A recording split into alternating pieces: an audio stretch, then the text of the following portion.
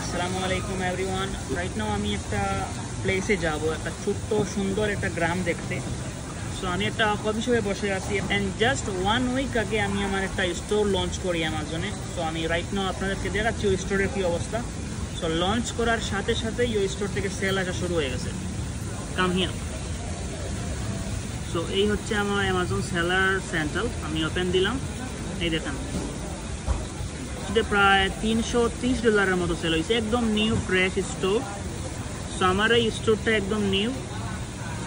Seller অ্যাকাউন্টে Q4 আসার আগে থেকেই কিন্তু আমি প্রস্তুতি নিয়ে নিছি। অলরেডি আমার সেল আসা শুরু হয়ে গেছে এবং প্রচুর পরিমাণের ইনভেন্টরি অলরেডি স্টকে আছে, ওয়্যার হাউসে আছে।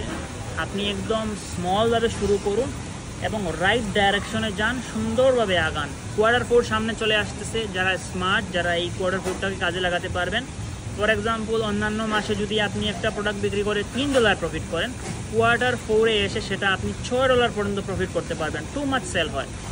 সো আমার রিকোয়েস্ট থাকবে একদম রাইট ডাইরেকশনে আগান এবং সুন্দরভাবে কাজ করেন এবং ডিমোটিভেট হবেন না। Everything is possible. দেখেন আমিও বাংলাদেশি পাসপোর্ট ইউজ করতেছি।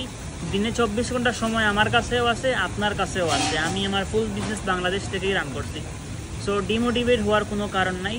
শুরু করেন, স্টার্ট করেন স্লোলি, ইনশাআল্লাহ অনেক ভালো কিছু করতে পারবেন। Thank you.